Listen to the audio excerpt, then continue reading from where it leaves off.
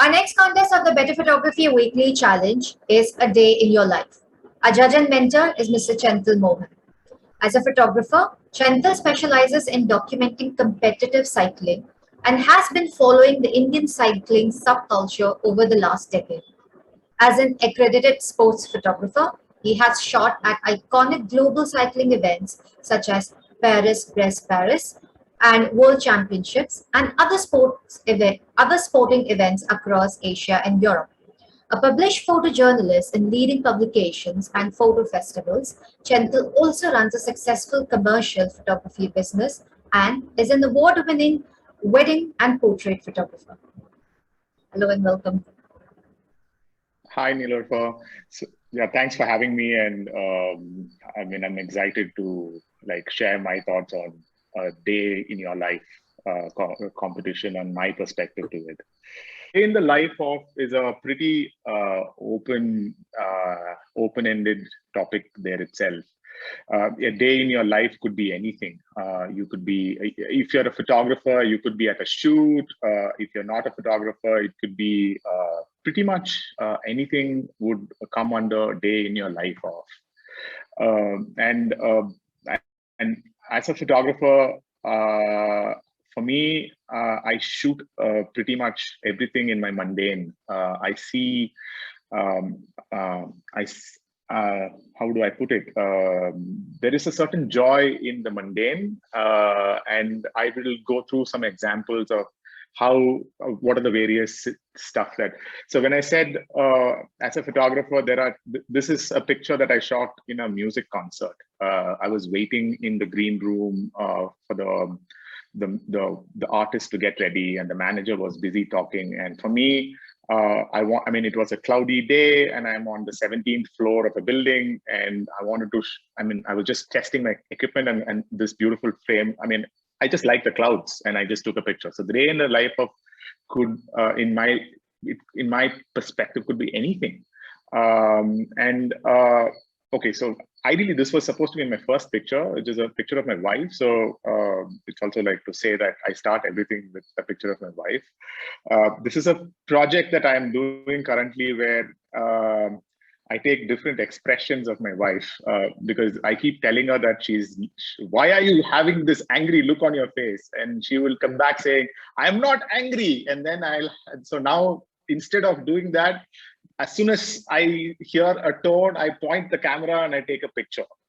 And what happens in that, there are two things that goes around because the moment you point a camera too long, when somebody is really angry at you, they'll either smile or they'll come to hit you.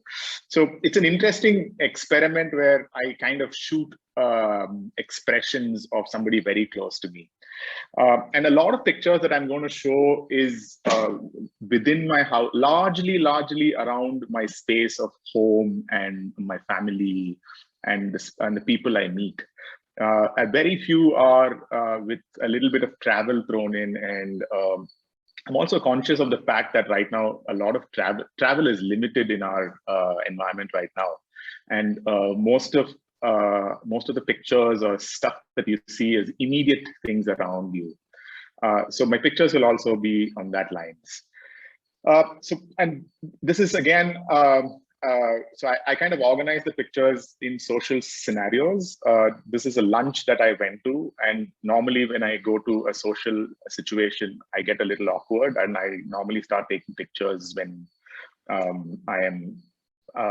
when I feel a little awkward, I start taking pictures. And then I see kids do their thing, and I have a thing for straight lines. So my focus on a lot of my pictures will have these lines framed within a frame, and it'll have some kind of a connecting dot on that front. Equipment wise, let me touch upon the technical bits of how to approach a day in your life of. You don't have to overthink your camera or equipment. It could be most of the pictures that I shoot in my daily life will be with my mobile phone. Very few pictures. I literally point out the few pictures that I have shot of my daily life with a regular camera. Maybe because the camera was accessible. The best camera to shoot your daily life is the camera that is closest to you. It could be a mobile phone. It could be pretty much anything that you can get your hand. It could be somebody else's mobile phone as well. And so the same lunch, the reason I put this picture is this is the same lunch again. There are too many people. This is the first time that I am eating in a thal, and there is like 6-7 people sharing one plate. And then while eating, and I'm like, okay, should I take food? Should I not take food? And then I'm like, this might make an interesting picture. And then I kind of use my mobile phone to take a picture of an overhead shot of the same thing. And it could, it need not be about human beings at all. A day in the life of, day in your life could be just about, it could be a still life or a space. A fascination for space that you live in. This particular space is a very special space for me. My grandfather used to be a coconut merchant in a small town, and he used to sit in this place. And as children, when we go, he will reward you if you spend enough time in the shop by giving you change to coins to go and buy sweets or whatever you want. So this space was him sitting always. And I walked in one of those days long after. I don't travel to my native place that often these days. One of those days when I walked in and I saw this space, and it just reminded me of him. And then I realized, as a photographer, I mean, not only as a photographer, I have no picture of my grandfather, but the space kind of reminds me of him always. So the other thing about a day in your life has to evoke some kind of an emotion to you. For me, when I see an image, there is a certain, I feel something. Either I feel something or it reminds me of something.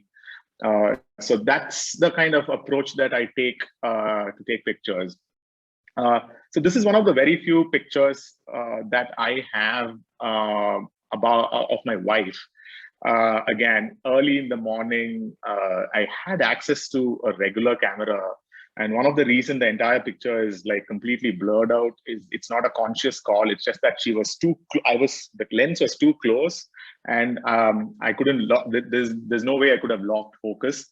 But the only reason I kind of was very interested in this picture looked really cool because there was a window light coming in and hitting her face, and it was reflecting off her hair. And for me, I was like, okay, and this is early in the morning. It's a subconscious thing. I just took a camera out and clicked a few pictures and went back to sleep. So I'll just shuffle back. It's the same person, but in a different setting again. And again, your interpretation could be a very meta version of your family member around you. This is like right outside a railway station to a place that I was not very comfortable traveling to, and I had gone there. And just before I'm getting back home, I'm standing right in front of the railway station to board my train, and I see these huge quantities of birds flying all over me. And I shot with, these are all shot with my mobile phone. And another thing that you will see technically is I kind of use a lot of these toy camera effect on the phone. On an iPhone, you have Hipstamatic is what I end up using quite a bit. It's an iPhone specific app, but you find similar things in all phones. You have these toy camera effect that you can get on the phone. And sometimes I keep these things always dialed in, as in I'm not waiting to try how it works post me taking a picture. I'm already seeing it the way I want it while I'm shooting it. And this is also me being immersed and being quite mindful of my daily life. There's so much that's happening around me, and it's human for us to get sucked into the melancholy, the daily life, that we don't even see things happening around us. So while taking picture, it also gives me an opportunity to see stuff. Something as simple as taking a picture of my cat. I have to have my cat as much. Now that I had my wife, I have to have my cat in the pictures that I have to show you. This I mean, this particular window that I've shot, I think I've shot this window for 7 years now. And I have had dogs, I've had my wife in that window, I've had myself in the window, I've shot it with this particular frame. I think I have like some 15, 20 variations of it over the years. And what happens for me when I kind of document it in such a way is, it kind of, when I go back to look at it, it evokes quite a bit of nostalgia in you. And one of my mentors in a workshop told me this. I mean, we were doing an assignment, and the assignment was called the Spaceship Project. The brief was, you're going to leave your home and Earth that night. You have about 24 hours to take off on a spaceship and leave the planet. You're allowed to carry only 10 images, and then what image will you keep, or what image will you throw away, and why would you keep it? So then you'll have to answer the question of why and what to take the picture in the first place. So that's the approach I take, saying, if the world ends today, what is that one image that I want to take now? I mean, when I see an image, I have to take it at that particular point as a memory and as a documentation of my life. Again, a very hipstematic version of Bangalore. I shoot quite a bit of Bangalore because I live in Bangalore. It could also, so you'll see some of these constant themes in my image. There'll be places. Bangalore has its own representation. So if you're in Bangalore, you will see a whole bunch of Firangipani trees in the central part of the city. There'll be a lot of trees, and this was my take on it. I was waiting in a traffic signal, and this is also my way of portraying that Bangalore's traffic is insane, that you have enough time to take a camera out and take a photograph in the middle of traffic.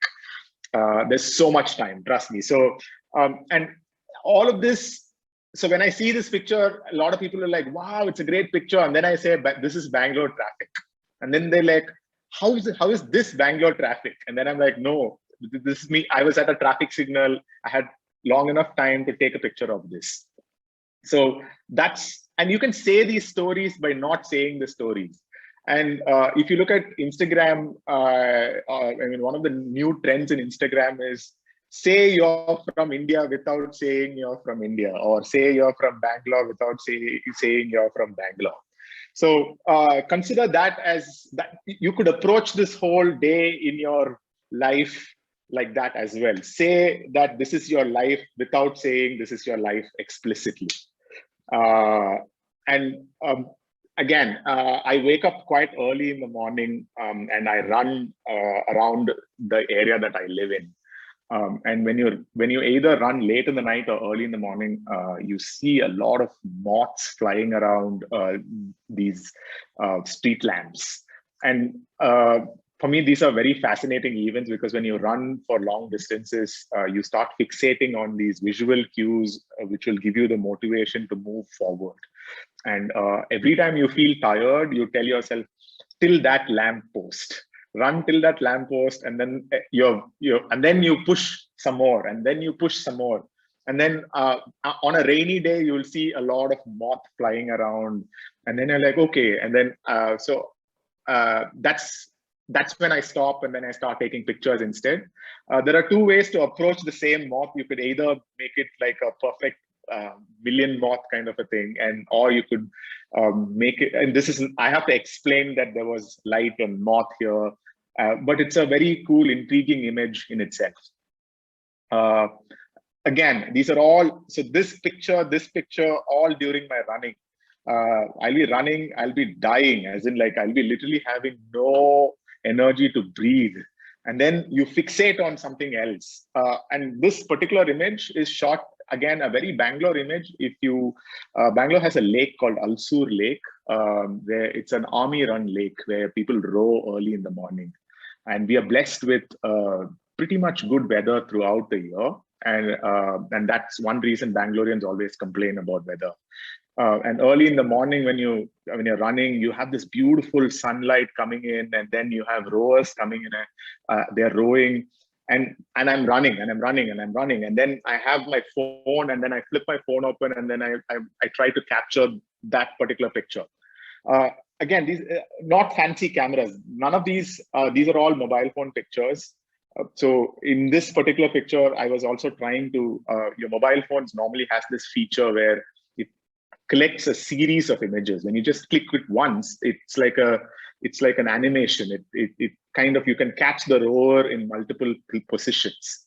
The only decision that I made as a photographer was point it in that direction, and then later, post taking the image, I chose which of the pictures that the camera decided to shoot did I want in the picture, because I wanted all the oars aligned in a certain fashion. So those are conscious call that you could choose to take. As a photographer, you can choose to decide which one you want to keep and which one you want to leave. Same again, like all of these are my running images. This is again a running image early in the morning, misty days. And the light, that the glow that you see looks very surreal right now in a misty day, but it's just a normal lorry coming from the other end of this thing. And the lorry, I'm just hiding the runner who's faster than me. I'm ducking down so that his head hides the headlamp. And misty mornings have this. It's only when you walk through every time. I can bet that any human being who walks through mist and then they see light coming through the other side, they go, wow, that looks gorgeous. But now when you take a picture of it and keep it, it looks even more gorgeous. And I also end up taking pictures that shooting human beings. There are sometimes people are not like, I don't like in being pictures too often. And I have a lot of friends who absolutely desist being in pictures. They were like, please don't shoot my face. I mean, I don't like being in pictures. Don't point the camera at me. So this is one of those friends who hates being on cameras, who had come home and who was doing his own thing on the other end. And so again, the same, I mean, and for me, I have a thing for lines. So I kind of place him in the same window, take a picture of him without him even realizing that I've taken a picture. These are very, very personal, your immediate surrounding pictures. So if you look at the consistent things that I have, the windows will be very similar, and it's like 2 floors down. This particular space that I'm showing is purely because that the same space can evolve over a period of time. You can do a lot in very small spaces. You don't have to be in a really beautiful or a how do I put it? It need not be always special, for a want of better word. The mundane can be special in itself. So this particular space is where my wife's grandmom, who's 96-year-old, she kind of stayed with us during the lockdown. And this was her bed and her space. Yeah, initially I was very apprehensive of shooting somebody old, so I just shot the space. Then I started shooting her. The same space, same window, and then I spent more time shooting the same space over a period. So the same space, if you notice, can evolve if you're patient enough to wait and watch how the space evolves. And you can interpret it in different ways. These are more straightforward documentary way of interpreting this space.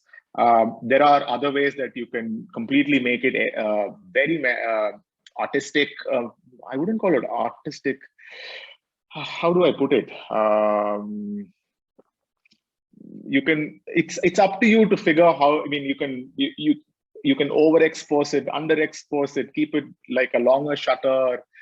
Technically, you can use these techniques. I mean, you can use different techniques to make it very meta.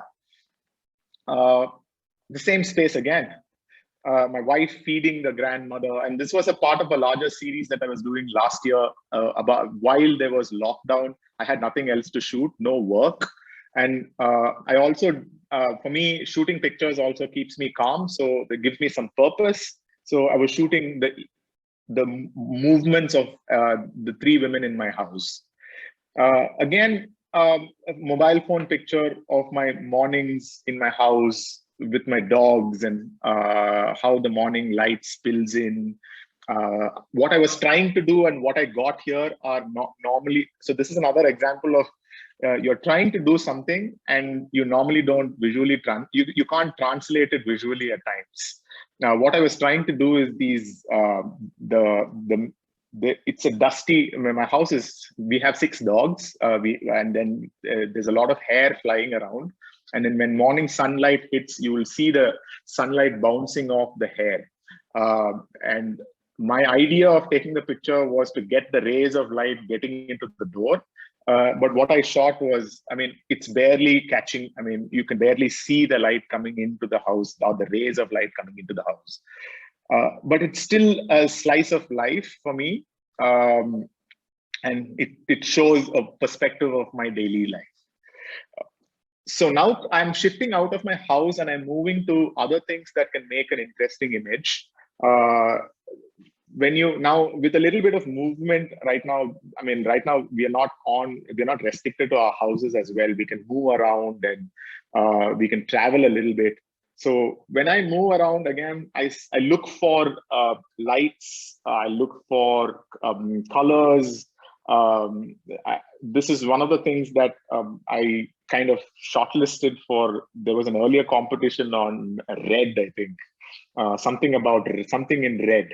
So this was some random picture. I don't even know why I shot this picture. I was in some railway station, and all I noticed was that red light. That's all I registered in my head, saying there is red, and there was this creepy guy standing. I'm not even sure whether he's a creepy guy. For me, it just looked like a creepy person. It's like, now, I mean, and in my head, I'm also like telling stories to myself. There is a murderer in the story, and he is the murderer behind red light. So I form stories in my head when I'm taking pictures, and these stories might not even be real. They're sometimes fantasy. So I build fantasy stories sometimes on my daily life. Okay, now that I say about fantasy stories on daily life, I think I did a story on the mystery of the chubby leg, or something on that lines, where I was chasing my dog, doing something with chasing my dog and my wife's leg.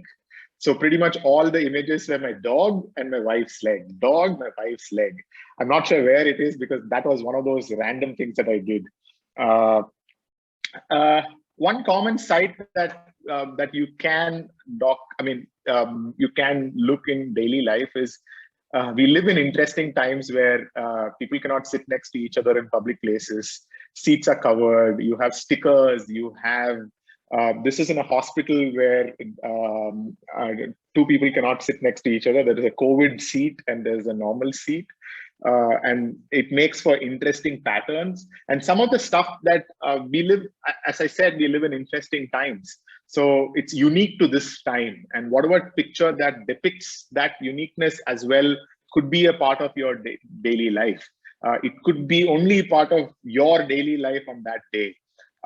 Another example I could give you is, I don't have a picture of that right away. Early days of COVID, when you walk into an elevator, everybody has to look away from each other, and there used to be footmarks which all pointed towards the walls of the elevator. And it was funny when all human beings were looking at the walls of the elevator at the peak of lockdown. Again, my cat. I'm sorry, I have to keep coming back to my cat. This window is the same window that I had earlier showed you a picture of my cat at a window. This is the same window. No difference in the window. I mean, we have 3 cats and 6 dogs, and all of them have a picture at this window. And depending on the different times of the day, light plays very differently. So watching light play also adds drama to your image. You can make it edgy, you can make it bright, you can make it dark. You can make it eerie. So again, I'm associating emotional words, verbs that you can associate with the images you take. And when I'm taking that image, I already have these thought process going in my head. This is an edgy image, or this is a eerie image, or this is sometimes I call it the fine art image, because I call it fine art image more like it's like one of those old painting kind of when I say fine art, that's what I mean by saying one of those. I go back to days when if I was a painter, I would have painted it with straight lines. I wouldn't have had diagonal lines going around the place. Another aspect of taking pictures of your daily life, day in your life, could be also showing stuff that you wouldn't want to, like maybe your hardships, maybe the emotion. I mean, a lot of us have lost quite a bit in the last 2 years since COVID began, and showing pain is one thing that I am consciously taking pictures of. And especially when I'm up against the wall and I don't know how to react, I start taking pictures. This image is of, these were the last days of one of my dogs. We had to take a decision of letting him go and putting him down. And it kind of eats into you, where you bring up an animal as your own, and then at some point you decide that you have to let him go. And now and because you don't want to see him suffer, and I'm somebody who can't deal with needles myself, though I grew up in hospitals all my life. If I see a needle, I'll panic. But when it came to my dogs, I had to literally see blood and needles and syringes. And so every time I saw blood and needles, I was taking pictures of it. And if at all you land up at my Instagram, you will see a highlight of the entire day of letting go of my dog. Because for me, dealing with grief was completely a visual exercise, and that was the easier way of dealing with grief. What do I take when I'm going through? I'm crying at one end and I'm taking pictures on the other hand. But I know that is the right direction to go. I have no indecision, but I still have to deal with my emotion. So your image could also be a visual way of dealing with your own emotion. This is again the same thing, the same syringes. This was the day that my wife was saying goodbye to our dog. And we are grateful that we live in a pretty awesome house. So our dogs, like all the dogs who had left us, they went away under a coconut tree. And they ate, all of them had ice cream, and they had a good time before they were sent away. And this was the final goodbyes that we had. And the reason why there is a green mat underneath is because he had lost bladder control by then. So it's a very slow, and in the middle of it, I'm taking pictures. It might sound, for a younger me, it sounds very insensitive that you're going through an emotional trauma and all you can think of is take an image. But right now, I take images of, there are some images that I've even omitted. Mortuaries and crematoriums, and it could even swing. At one end, you can show extreme joy, and the other end, you can border on morbid, and there is no right and wrong in your daily life. It could be anything. And this is so you can even set up pictures. This is a setup. The reason why I'm showing you setup pictures and silhouettes is I set up pictures, and that's the only way I am in my own pictures. I set up my frame in advance, and then I fit myself in that frame in memory of something. And I prop my phone against a stone, or I prop my phone against somewhere, put the self timer and run to the frame, and I'll stand there and I'll take a frame, because visually I'm expecting the frame to work in a certain way. And I take a picture for a certain reason. This was 2 days after lockdown was announced, 2 or 3 days after the lockdown was announced. It was my 40th birthday, and I was bringing in my 40th, and it was a special day in my head. I woke up very early to catch the sunrise. I planned everything. Everything in this frame is pre-planned. The previous day I ran, so I knew how the light will be on the next day as well. It's not a very cloudy day. I knew how I've taken enough pictures in that particular frame of how it will behave. And because this particular light, you will only get it for a few minutes, 10, 15 minutes tops. So I literally planned, timed it. I even set an alarm on my mobile phone to get out on the road. The only thing I didn't plan is I didn't know what I was going to do. I just knew this is the picture that I wanted to take, show that this is my 40th birthday. And so the other thing that I wanted to say is you could meet other human beings. You could meet you could meet your neighbor. You could meet a friend. You could meet your friend's children. The only thing that I would say is be mindful of when you're shooting anything beyond your control, be mindful of other spaces. Don't force people to be like, the reason I put this picture is this dog is not, I mean, I'm in a friend's house and this dog is a super timid dog. I will never shove a camera onto, I don't like people shoving a camera onto me. So be it a dog, human being, especially with other animals and children, be mindful when you take pictures of children, animals, strangers. Maybe they're not comfortable with it. Read their body language. Don't put yourself in a spot that you're making somebody else uncomfortable. Taking pictures is great, but like be mindful of other spaces as well. It's a vulnerable space to be in front of a camera. Only when you're in front of a camera will you realize how vulnerable it is. So when you put somebody else in front of a camera, be vulnerable. I mean, be aware of it and don't force anything on to them. You could, the other thing is you could show this is a very recent picture of one of the rainy days where you are trying, I mean, I was not in a great state of mind, but I was also trying to show that I'm not in a great state of mind. I'm going in a car, I'm not driving. You could choose to show colors. This same picture will work very differently if it's a black and white. I very consciously kept it color because I mean, in my head, I'm telling myself, this is just a passing phase. There is joy in life. So hence I kept it in color. If I make it a black and white or a monochrome image, in my head, there are conscious black and whites that I make, which come from a very dark space in my own head.